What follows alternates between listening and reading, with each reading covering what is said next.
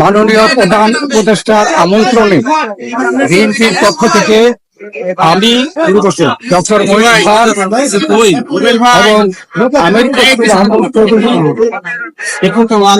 এবং আমরা এসেছিলাম। আমি আপনাদের কাছে একটু সময় চাচ্ছি। সালাউদ্দিন সাহেব পিছনে পড়ছে, সে আসতেছে। আচ্ছা,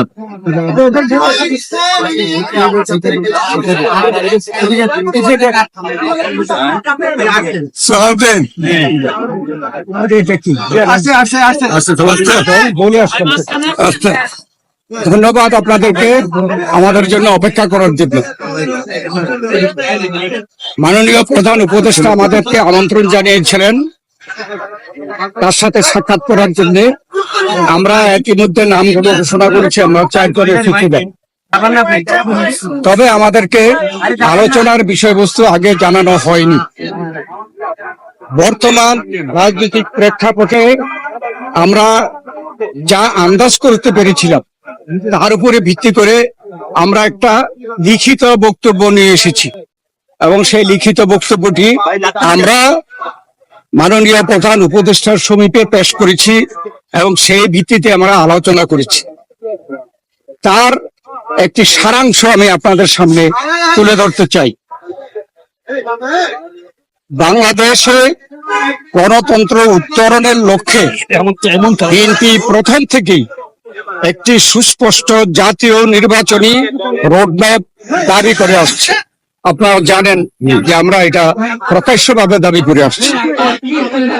সুষ্ঠু, নিরপেক্ষ ও অবাধ নির্বাচন অনুষ্ঠানের উদ্দেশ্যে সরকারের নিরপেক্ষতা বজায় রাখার স্বার্থে বিতর্কিত উপদেষ্টাদের বাদ দিয়ে উপদেষ্টা পরিষদ পুনর্গঠনের জন্য আমরা দাবি জানিয়েছি।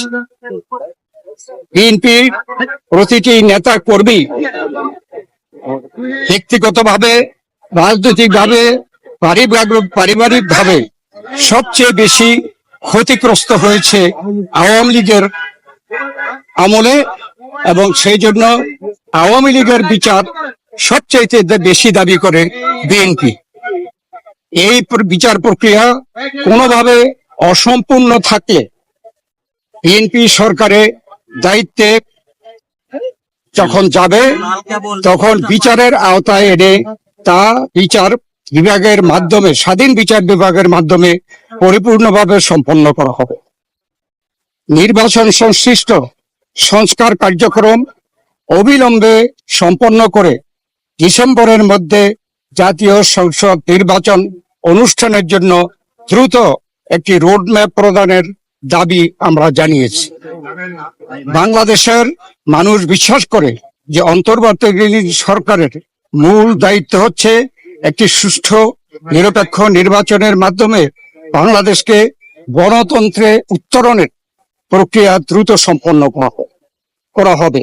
যে কোনো উছিলায় নির্বাচন যত বিলম্ব করা হবে, আমরা মনে করি জাতির কাছে আবার স্বৈরাচার পুনরায় ফিরে আসার ক্ষেত্র উপস্থিত হবে। এর দায় দায়িত্ব বর্তমান সরকার ও তাদের সাথে সংশ্লিষ্টদের উপরে বর্তাবে। বিএনপি সম্প্রতি যে নানা ধরনের গুজব আছে, সেই প্রেক্ষিতে আমরা বিএনপির পক্ষ থেকে বলেছি বিএনপি কখনই প্রধান উপদেষ্টার পদত্যাগ চায়নি, বরঞ্চ প্রথম দিন থেকেই এই সরকারকে সর্বাত্মক সহযোগিতা করে আসছে। আমাদের যে আলোচনা তার এই সারাংশ ছিল এতটুকু। আপনাদের সকলকে ধন্যবাদ। কোন সুনির্দিষ্ট রোডম্যাপের আশ্বাস পেয়েছেন কিনা? আপনারা যে দাবি জানিয়েছেন ওনারা কি বলেছেন সেটা পরে। আমাদের যে আলোচনার মধ্যে আসছে সংস্কার, বিচার এবং নির্বাচন মূল। আমরা বলেছি একটার সাথে আরেকটার কোনো সম্পর্ক নাই, কেননা সংস্কার চলমান বিষয়, এটা চলতে থাকবে। আমরা আশা করেছি এই সরকার সকলের সাথে ঐক্যমতের ভিত্তিতে একটা সংস্কার প্রস্তাব দেবে, সেটা চলমান থাকবে। এবং আমরা যদি ভবিষ্যতে জনগণ আমাদেরকে ক্ষমতায় বসায়, আমরা সেই সংস্কার চলমান ভাবে আমরা সংস্কার বাস্তবায়নের আমরা প্রচেষ্টা নেব। আর মামলাগুলোর ব্যাপারে বাংলাদেশ জাতীয়তাবাদী দলের আমাদের দেশনেত্রী বেগম খালেদা জিয়া, ভারপ্রাপ্ত চেয়ারম্যান তারেক রহমান থেকে শুরু করে আমরা এবং সেই তৃণমূল পর্যন্ত আমাদের নেতা কর্মীরা সবচেয়ে বিক্ষুব্ধ। আমরা এই স্বৈরাচারী ফ্যাসিস্ট সরকারের কর্তা ব্যক্তিদের এবং যারা দায়ী তাদের বিচার চাই। অতএব আমরা তো বিচারের পক্ষে, তবে বিচার ব্যবস্থাও যে স্বাধীন চাই, আমরা স্বাধীন বিচার ব্যবস্থা এই বিচার সম্পন্ন করবে। এটাও কোনো দিন তারিখ ঠিক করে দেওয়া সম্ভব না, বিচারের আওতায় আনা হবে সবাই। এবং আমরা বলেছি যে যেগুলো সম্পন্ন না হবে সেগুলো যদি বিএনপি ক্ষমতায় যায় তাহলে বিচারের আওতায় এনে স্বাধীন বিচার ব্যবস্থার মাধ্যমে এই বিচার সম্পন্ন করা হবে। স্যার, তার মানে কি আপনারা আজকেও কোনো আশ্বাস পান নাই সুনির্দিষ্ট রোড ম্যাপে? না, এটা স্পেসিফিক কোন রকমের এরকম কথা হয় নাই, উনি স্পেসিফিক জানান নাই। আমরা আমাদের দাবিগুলো হয়তো করেছি। বা ওনারা ওনার প্রেসের মাধ্যমে জানাবেন, সেই জন্য আজকের আমরা আলোচনায় আপনারা সন্তুষ্ট কিনা? আমরা প্রতিক্রিয়া জানানোর দরকার না, ওনারা দরকার প্রেস নেই। সেকশন কি না, বলে আপনাদের- তারপরে আমরা প্রতিক্রিয়া দেব। যতটুকু হয়েছে আপনারা ওনার আমি- press আমি- আমি- আগে কথা বলতে বলবে।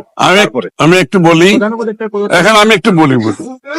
মূলত সংস্কার এবং বিচার, নির্বাচন, এই তিনটার উপর আলোচনা হয়েছে এবং সংস্কারের ব্যাপারে আমরা এটা পরিষ্কার এবং ওনারা একমত হয়েছে। সংস্কার যেখানে ঐক্যমতের ভিত্তিতে হওয়ার কথা তার ভিত্তিতে সংস্কার কাজ সম্পন্ন হবে এবং সেই কাজ অতি সহসা সম্পন্ন করা সম্ভব, এখানে কোনো দ্বিমত পোষণ করেন নাই। বিচার ব্যবস্থা বিচার বিভাগ করবে এবং বিচারের আওতায় আনার ব্যাপারে যে আলোচনা হয়েছে এখানে ওনাদের কোনো দ্বিমত নাই। সুতরাং ডিসেম্বরের আগেও নির্বাচন করা সম্ভব, এই আলোচনা হয়েছে এখানে। কিছু উপদেষ্টার পদত্যাগের ব্যাপারে আপনারা দাবি জানিয়েছিলেন। পদত্যাগের ব্যাপারে আমরা লিখিত বক্তব্যে জানিয়েছি, আগেও জানিয়েছি।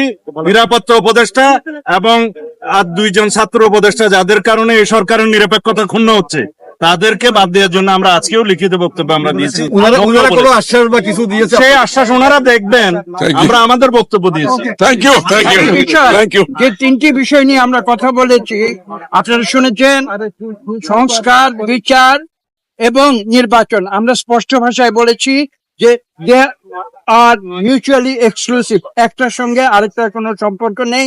এবং যদি দ্রুত নির্বাচন দেওয়া হয়, আমরা স্পষ্ট ভাষায় বলেছি আজকে বাংলাদেশে যে নৈরাজ্য হচ্ছে, যে আইন শৃঙ্খলা পরিস্থিতির অবনতি হচ্ছে, এক অ্যানাউন্সমেন্টের ফলশ্রুতিতে বাংলাদেশের শান্তি শৃঙ্খলা এবং গণতন্ত্র ফিরে আসবে। Thank you, thank you, thank you, ধন্যবাদ সবাইকে, ধন্যবাদ।